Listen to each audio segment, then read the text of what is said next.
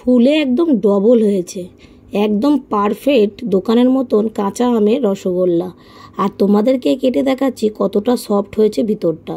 দেখতেই পাচ্ছ কাটার পরে একদম নিমেষের মধ্যে কেটে গেছে, আর কতটা সুন্দরভাবে চিনির শিরাটা ঢুকে গেছে, আর খুব সুন্দর হয়েছে একদম দোকানের মতন পারফেক্ট আমের রসগোল্লা। তো নমস্কার বন্ধুরা, আমি চন্দনা, আপনারা দেখছেন চন্দনা কুকিং টিপস অ্যান্ড ব্লগ। তো বন্ধুরা, এখানে একটা আম লাগবে, তা আমটা আমি ভালো করে ছুলে এখানে আমি আমটাকে ভালো করে ছোলার পরে এখানে আমি গ্রেটার দিয়ে ভালো করে গ্রেট করে নেবো।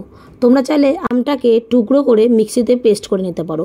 আর এখানে আমাদের আমের রসটা লাগবে, তার জন্য আমি গ্রেটার দিয়ে ভালো করে গ্রেট করে রসটা বের করে নেবো। তো এখানে ভালো করে আমার গ্রেট করা হয়ে গেছে, এবার রসটা বের করে নেব। রসটা বের করে একটা বাটির মধ্যে রেখে দেবো ভালো করে ছেঁকে।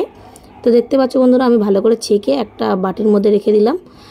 এবারে এখানে নিয়ে নিয়েছি একটা কড়াইতে আমি এখানে 1 লিটার দুধ নিয়ে নেবো। তোমাদের পরিমাণ বুঝে এখানে দেবে, 1 লিটারের চেয়েও বেশি করলে বেশি বানাতে পারো রসগোল্লাগুলো। আমি এখানে 1 লিটার দুধ নিয়েছি, আমি 1 লিটার দুধ দিয়েই বানাবো। তো দুধটাকে গ্যাসের উপরে বসিয়ে দিয়েছি।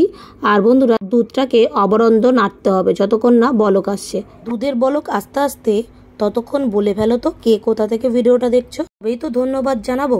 তো বন্ধুরা, বলতে একদম ফুটে গেছে। এবারে যে আমরা আমের যে রসটা রেখেছিলাম সেই আমের রসটা অর্ধেকটা আমি দুধের মধ্যে অ্যাড করে দেবো ছানা কাটানোর জন্য। তো এখানে আমি গ্যাসটাকে কিন্তু বন্ধ করে দিয়ে তারপরে ছানা কাটানোর জন্য আমের রসটা দিয়েছি। যেহেতু আমটা খুবই টক তাই অর্ধেকটাই আমি দিয়েছি। তোমাদের যদি আমটা মিষ্টি হয় তাহলে পুরোটাই লাগবে, মানে দুটো আম দিয়েই করতে হবে। এখানে ছানাটাকে ভালো করে জল ঝরিয়ে নিলাম, আর জলটা ঝরাতে ঠিক 15 মিনিট দিলেই জলটা ভালো মতো ঝরে যাবে। এখানে আমি আগে জলটা ফেলে দিয়েছি, তারপরে আবারও গামলার মধ্যে দিয়ে জলটা ঝরাতে দিয়েছি। এটাকে ততক্ষণ ঢাকা দিয়ে দিই। 15 মিনিট পর আমি ফিরে আসি। 15 মিনিট পর দেখো বন্ধুরা, জলটা একদম ঝরে গেছে। এবারে একটা প্লেটের মধ্যে ছানাটাকে ঢেলে নেব। এবারে ছানাটাকে ভালো করে আগে একটুখানি মেখে নেব, তারপরে ছানাটাকে মাখার জন্য ঠিক হাতের এই সাইডটা দিয়ে ছানাটাকে ভালো করে ডলে ডলে মেখে নেব। 4-5 মিনিট মাখার পর এখানে কিছু উপকরণ অ্যাড করব।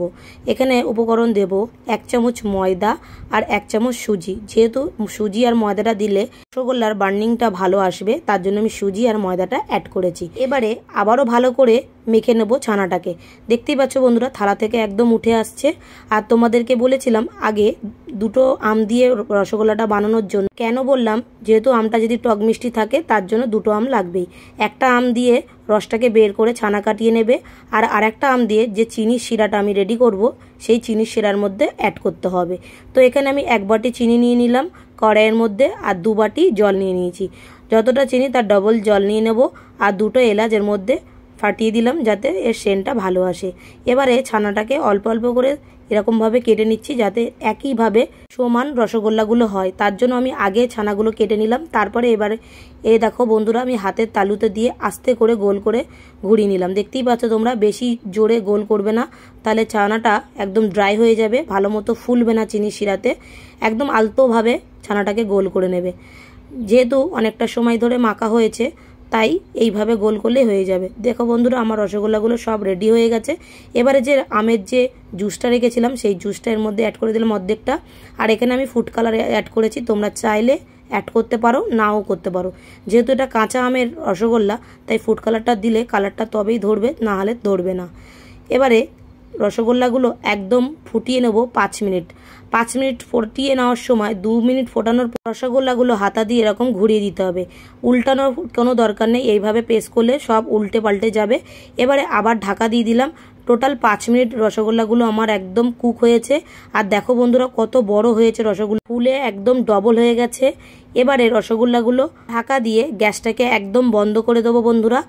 এখানে আমি 7 মিনিট রসগোল্লাগুলো ফুটিয়েছি। দেখতেই পাচ্ছ গ্যাসটাকে আমি বন্ধ করে দিয়েছি, ঢাকা দিয়ে দিলাম। 2 মিনিট ঢাকা দেওয়ার পরে দেখো বন্ধুরা, রসগোল্লাগুলো কত সুন্দর হয়েছে। এবারে বাটির মধ্যে আমি তুলে নিচ্ছি, আর তোমাদেরকে কেটে দেখাচ্ছি কতটা সুন্দর হয়েছে এই রসগোল্লাগুলো। তোমরা দেখলেই বুঝতে পারবে কতটা সফট। তো দেখো বন্ধুরা, আমি প্লেটের মধ্যে নিয়ে নিয়েছি, আর তোমাদেরকে কেটে দেখাচ্ছি কত সুন্দর হয়েছে। ভালো লাগলে অবশ্যই লাইক করতে ভুলবেন না। ভালো থাকবেন, সুস্থ থাকবেন, আর বেশি বেশি করে শেয়ার করবেন বন্ধুরা।